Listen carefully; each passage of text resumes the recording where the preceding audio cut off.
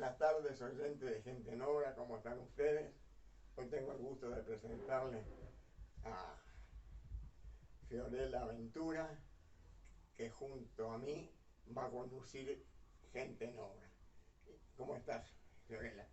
¿Cómo está Gustavo? ¿Cómo están todos? Bueno, muchas gracias por la bienvenida.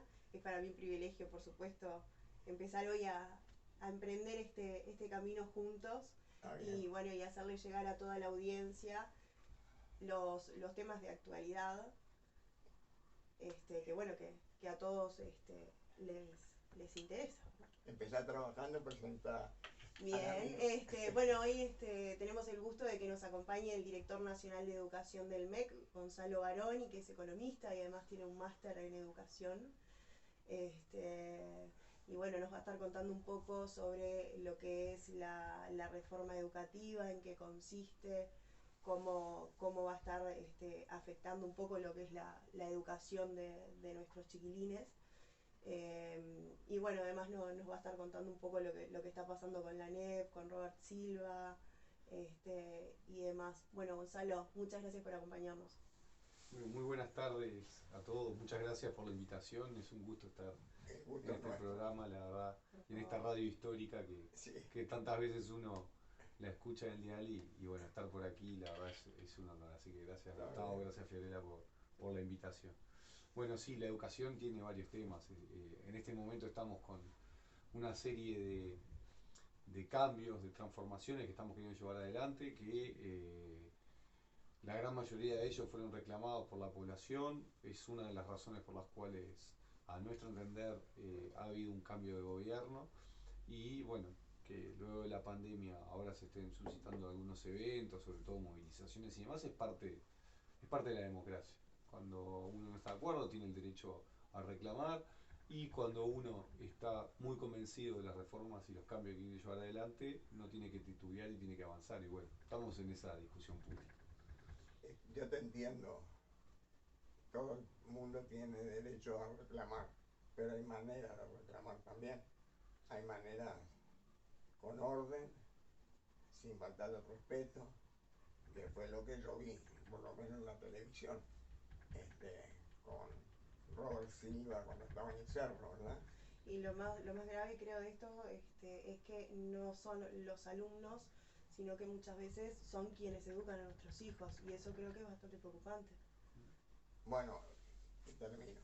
En el IPA, cuando estaban ocupados, ocuparon de mañana, el gobierno les dijo que a las 19 horas tenían que desocupar. este, a las 19 horas fueron del Parlamento, el grupo del Frente Amplio. Entonces, la verdad, lo desocuparon, pero el gobierno le dio, se puede decir, un día para que desocupar. Yo tengo una manera de pensar, tal vez por la edad puede ser, este, cuando es desocupar, primero no es que primero está prohibido ocupar, vamos a empezar al revés, no, no se puede ocupar. Segundo, si se ocupa, el gobierno debe poner, vamos a poner las cosas, los puntos sobre las i. No puede dar para desocupar 14 horas, 12 horas, no. La desocupación tiene que ser inmediata. Yo me pregunto, ¿qué es lo que hay que hablar para que lo que están ocupando desocupen? No hay nada que hablar. Después que desocuparon, hablamos. Pero bajo presión, yo no lo veo bien. Bueno, esto es parte, a mi entender, del diálogo de la democracia, que hay gente que entiende, respeta ciertas normas, hay otra gente que, bueno, por distintas razones no necesariamente las comparte. Parte de la negociación es que, bueno, hasta dónde van, hasta dónde van, hasta dónde van, y bueno, este gobierno ha tomado la decisión de que cada vez que haya una ilegitimidad como es una ocupación, se convoca a la policía concurre y simplemente con una orden se deberían retirar. Y de hecho ha sido lo que ha acontecido todos estos días. se han abandonado centros educativos, se han dejado luego de las ocupaciones, la policía ha llegado, simplemente se para en la puerta, le solicita que se retiren y hasta ahí va. En otras situaciones no era de una forma tan pacífica, Yo ha me sucedido acuerdo. en gobiernos anteriores, pero bueno, es parte de las decisiones que a ver, también tengamos claro, si se les solicita de una manera muy amable que se retiren e insisten en quedarse, agreden y demás, bueno, la policía también tiene dentro de sus potestades tomar la decisión de retirar, porque el monopolio de la fuerza, hay que recordarlo, lo tiene el Estado a través de la policía, porque acá vivimos en un país de orden, es, aparte de ocupar un lugar, ya sea público o privado, es como que nos ocupen nuestra casa, es como que nos ocupen el lugar de trabajo, Y no están bueno, en su derecho y legalmente está respaldado. está bien. Ujú. ¿Tú qué Bien, pensás? con la educación, y lo tengo bastante medido de cerca, lo que ha sucedido es que en realidad el nivel académico ha bajado, sobre todo en las instituciones públicas. Y no estoy hablando de ahora, estoy hablando desde hace 10, 15 años atrás, que la educación ha empeorado.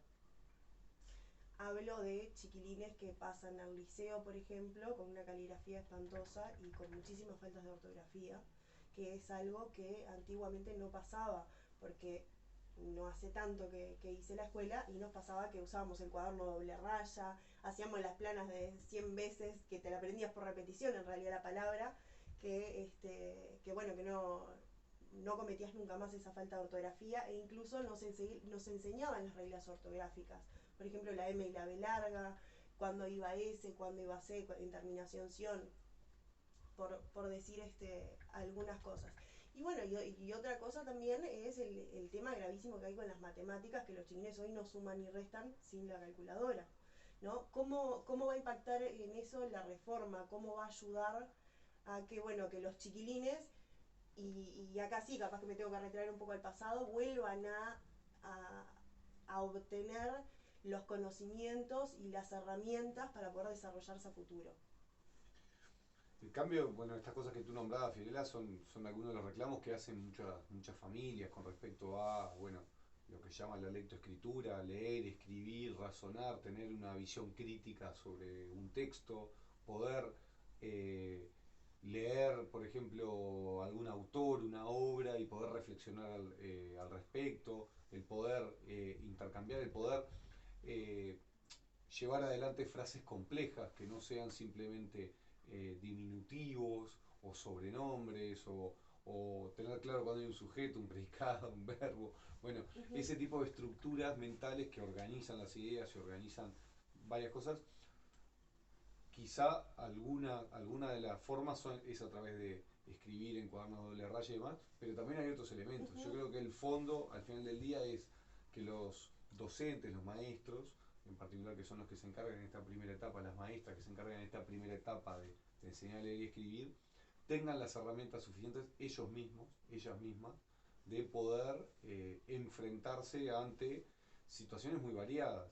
Yo creo que nos encontramos también con un acceso amplio, masivo de la población, sobre todo a nivel primario, con mucha diversidad, con hogares que están todo el día vacíos, porque papá y mamá no están trabajando, no está tan presente la abuela, el abuelo, no está tan presente el tío, el hermano más grande que capaz colaboraba con los deberes, con las tareas, con determinadas rutinas de estudio, y se han puesto muchas cargas en las escuelas y se han puesto muchas cargas en las escuelas en cuanto a horas, en cuanto a presiones, y no se le han dado las herramientas suficientes también a las maestras, a los maestros. Entonces hay una parte que va por el camino de la mejora de lo que es la formación docente, la formación de nuestros educadores.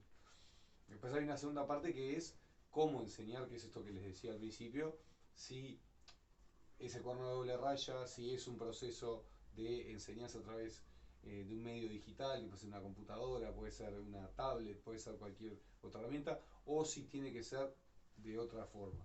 La discusión que nosotros estamos teniendo adelante, que hay que trabajar menos en lo que son lo que se llama las asignaturas compartimentadas, o sea, solo enseño historia, solo enseño geografía, solo enseño matemáticas, lengua, idioma español, o cualquiera de las áreas, sino que hay que enseñar este tipo de competencias de una manera más transversal. Aprender esto que le decía, tener un espíritu crítico, aprender a leer, a escribir, a buscar información, entender cuando uno está enfrente de un texto que es una novela o que es un artículo de prensa, prensa escrita, cuando es una página web, si la página web es una fuente de información, bueno, ese tipo de aspectos críticos que impactan en otras cosas como es la democracia, como es nuestra convivencia, va para adelante. También con el tema de matemáticas, con el tema de aprender ciencias desde chicos, es importante que nuestros niños manejen ciencias, que entiendan desde cómo se componen cosas en la naturaleza, de que tengan inquietudes por lo físico, por lo biológico, que tengan claro aspectos que se van sucediendo, por ejemplo, en la composición del agua, en la composición del aire, el manejar cosas del medio ambiente, bueno, el tener como inquietudes intelectuales también con respecto a el área de las ciencias es importante. Después hay otra área que es muy importante también, que son las artes, que nuestros niños también puedan tener la parte, la parte desarrollada en el área artística, ya sea artes plásticas, artes corporales, visuales, musicales, que empiecen a tener ese tipo de áreas. Estoy nombrando algunas, son muchas más y son de manera transversal. Y eso estoy solamente hablando de la parte primaria. A nivel de secundaria podríamos, y educación técnica, la UTU, podríamos estar hablando también de otros aspectos. La UTU o la Universidad del Trabajo o la enseñanza técnico profesional, depende cómo se llame, desde tiempos inmemoriales, décadas, que enseña muy cercano al mundo laboral, enseña muy cercano al mundo del trabajo. Eso durante mucho tiempo se perdió, se empezó a recuperar con algunas resistencias en años anteriores, pero con eventos muy aislados, y ahora se está buscando como que tener una conexión también más fuerte con el mundo laboral. Y después secundaria, hay una palabrita clave que me gustaría reflexionar al respecto, que es el tema de la pertinencia.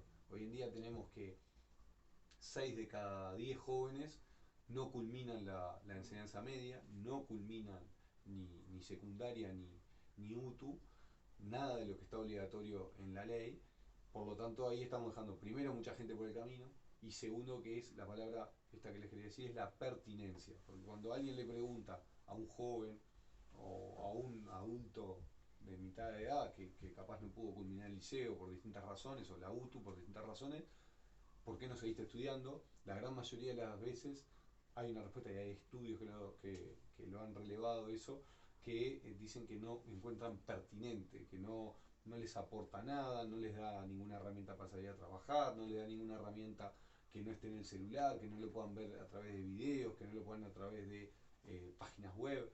Entonces, esas cosas que seguramente los oyentes me van a decir, sí, bueno, pero hay que obligarlo, bueno, pero a veces con eso no alcanza. ¿Por qué? Porque el adolescente está la puerta del liceo abierta, entra y sale cuando quiere, le dice a la mamá, al papá, estuve en el liceo y finalmente no estuvo, termina abandonando, esas cosas que son carencias que históricamente pasaban, pero en volúmenes muy bajos, porque ¿quién alguna vez no se ha hecho la rata? Un ratito. El tema es cuando te haces la rata años, y cuando no vas y cuando no participás, porque un ratito también está mal, pero bueno, se entiende con la picardía de la adolescencia. Pero cuando ya es todo el tiempo porque no te interesa, porque no te aporta, porque no aprendo a escribir, porque se me dificulta, hay un problema de contenidos también, de programas, de cómo llevar adelante el modelo. Es así, digo, es muy clarito lo que tú estás diciendo. Pero es verdad. La rata, como se quiera decir, siempre se dice la rata, pero La rabona también. la rabona, no me sale, la rabona. Pero antes no se daba tanto, no sé por qué. Yo creo que antes también había otros controles, porque vos faltabas a 2 materias consecutivas, 2 o 3 días, y enseguida la cripta estaba llamando a tu madre. Y por ahí hoy no se da tanto eso. No están como tan pendientes de, bueno, viene faltando, no sé, las últimas 5 clases de filosofía. Porque claro, también pasa algo, que en quinto y sexto las listas son por materia y las faltas son por materia. Entonces, claro, también las ascriptas tienen que controlar de repente de 30 grupos, y por grupo 10 listas. Entonces son 300 listas para controlar de repente por semana. Y bueno, sí, capaz que es hasta un poco bastante, ¿no? Pero bueno, está también dentro de sus funciones, según entiendo, ¿no? Sí, está dentro de sus funciones, pero vuelvo un poco a lo que reflexionábamos al principio, de que muchas cometidos, acciones o cargas que las tenían las familias, los hogares, se han transferido a la escuela, al liceo, porque antes íbamos las 4 horas al liceo y después con nuestra mochila al hombro volvíamos a nuestra casa y muchas veces, en muchos casos, estaba el vecino que te miraba y te controlaba a ver si ibas o estabas en algo, la abuela, el abuelo, el tío, el primo, el hermanito más grande, bueno, alguien que hacía como un seguimiento social, había un Sí, tipo, control hoy tenés social mucho más deberes, fuerte. en qué te ayudó y cosas Bueno, así. pero hoy en día eso, lo estoy simplificando mucho, quiero aclarar, pero hoy en día eso se ha transferido directamente, primero porque tenemos hogares vacíos la gran mayoría de la jornada, por el mundo laboral, porque hoy en día no es solo papá, sino es papá y mamá, si no es papá, mamá, capaz los abuelos no están presentes, capaz los hermanos ya no están, muchos hogares con un solo niño, con una sola niña. O sea, empezamos a tener una cosa bastante compleja que en realidad es complejo el resultado, pero es más simple en cuanto a su composición de como era antes, porque antes era más denso las raíces, las conexiones sociales. Esto que hablábamos, uno llegaba a la casa y tenía hogares extendidos, lo que se llama hogares extendidos. El casal o la mamá y el papá, Ujú. los niños, pero además siempre había un familiar más viviendo en la casa, o había un primo, o había alguien más que había una contención. Ahora ni siquiera están mamá y papá. Es más, hay muchos hogares que son monoparentales, uno solo. Es más, hay muchos hogares que directamente no ven como prioridad la educación. Bueno, entonces empezamos a ver esas cosas y vemos algunos números desastrosos, como que tenemos escuelas que muchos padres declaran que lo envían por la alimentación. Tenemos muchos centros educativos los cuales los padres no saben si el joven está yendo. Entonces, sí, también es verdad que los adscriptos tienen que tener como que un rol más, llamémosle, de ocupar un espacio que capaz la familia debería ocupar, pero no es exclusivamente ese su rol y además tiene mucha tarea administrativa, esto que hablabas de llenar formularios, de llevar adelante cosas. Entonces, me parece que hay un poco y un poco. Hay culpa del centro educativo, pero sobre todo creo que lo que tenemos que cuestionarnos es el modelo educativo, que es, eh, podemos seguir enseñando de pronto hoy a los niños que tienen 6 7 años como aprendió Gustavo, como aprendiste tú, Fiorella, como aprendí yo, y yo creo que no, porque aprendíamos de una forma distinta, era más claro que uno se sentaba en el pupitre, miraba hacia adelante, copiaba el pizarrón, capaz recortaba alguna cosa, hacía alguna actividad, esperaba que sonara el timbre, se iba a jugar a la pelota, transpiraba todo, volvía a esto. Bueno, ahora la dinámica es, Con la miro para tecnología. adelante, me aburre, miro el celular seguro me puede aportar más cosas. Entonces, el Sí, docente también empieza a jugar otro rol, que es un rol más de acompañar, de seguir desde otro lado y no solamente repetir información. sí, sí, la tecnología también, Mm. como que va migrando todo. Sí, ha cambiado muchas cosas. Yo te escucho y si te digo el ejemplo de mi época, no lo puedo dar. Lo dijiste tú, las familias estaban más compuestas, muchos trataban los padres, muchos vivían con los abuelos, con un tío abuelo, era otra cosa. Sí, los que no estaban todos los parientes en la misma cuadra, entonces también Mm. una madre se encargaba de traer a todos de la escuela o del liceo y los llevaba y así. Han cambiado muchas cosas, la sociedad ha cambiado, este, está muy difícil todo, esa es la palabra, muy difícil. Ordenar todo eso es una tarea, la verdad, que no sé, pero me parece que para ordenar hay que tener un poquito la muñeca media dura. ¿Por qué? Porque te encontrás con jóvenes, tú lo dijiste, muchos van por la merienda o para almorzar, y después se van, y no les interesa. Y en los barrios todos los pones un informativo y te quedás helado. Mínimo 2 por día que le pegan un tiro. ¿Y quiénes son? Son todos jóvenes. El que recibe el tiro y el que lo pega. 16, 17, hasta 12 años enseguida. A eso tenés que decir. Te lo voy a decir porque hace tiempo lo vengo pensando. En Rivera, un abuelo violó a su nieta que tenía 4 o 5 años. ¿Sabes cuánto le dio el Poder Judicial? El juez, el fiscal, de pena 2 años, 8 meses. En cualquier parte del mundo, esa violación es cadena perpetua. En Uruguay fueron 2 años, 8 meses. Eso fue en Rivera, era 4 meses. Está todo mal.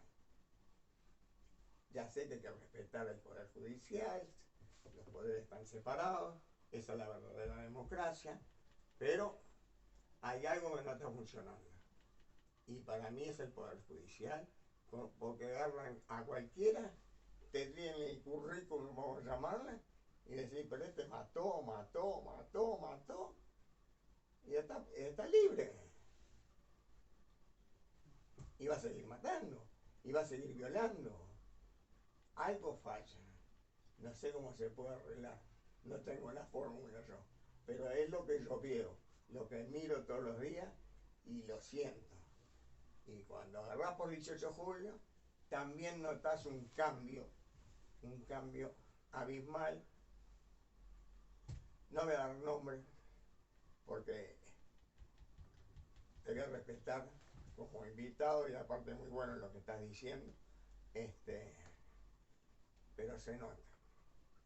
Se nota, fíjate, voy a decir, acá un presidente cambió 5, no, torturadores no eran. Los de Guantánamo. Sí. Sí. Yo fui el Muchas primero a naranjas. entrevistarlo en la calle. El presidente de ese momento, ¿por qué lo cambió? Por naranjas. Por naranjas. Hay algo que no funciona. Sí, para Ya peor sé, vinieron la acá democracia, generaciones. la democracia hay que respetarla. Y si fue presidente es porque el pueblo lo eligió, ¿verdad? Entonces después, como se dice vulgarmente, a llorar al cuartito. A llorar al cuartito. Y bueno, ves América, lo que está pasando. Bueno, en Chile, el presidente decía, la Constitución sale. Y no salió, ¿viste? Está cambiando muchas cosas. Ahora empezó de nuevo a cambiar. Pero en América del Sur, no voy a tocar América Central, quedaban 2 países verdaderamente demócratas. Paraguay y Uruguay. Los demás, observalos y te vas a dar cuenta. ¿Y eso qué es? Ese es un trabajo muy fino, qué delicado que estoy, muy fino del Partido Comunista. No hay duda. Eso, yo hace 50 años que lo vengo siguiendo el tema. Vas a deschavar la edad, Gustavo. Vas a deschavar la edad. ¿Cómo? Vas a deschavar la edad. ¿Cómo ya verdad? Vas a deschavar la edad que tenés. No voy a decir que tengo 76. Pero gracias a los 76 conozco todo ese pasado, todo el presente, que se reúnen en distintos países, van políticos de Uruguay, del Frente Amplio, y ahí se planifica lo que está pasando, lo que pasó, ¿no? Bueno, en Colombia, ¿quién salió de presidente? Un guerrillero, pero no eran guerrilleros por amor al país, era por amor a la droga, porque se manejaba con las drogas. Y salió presidente en Colombia. No me acuerdo los nombres de todos. Y así pasó en todos lados.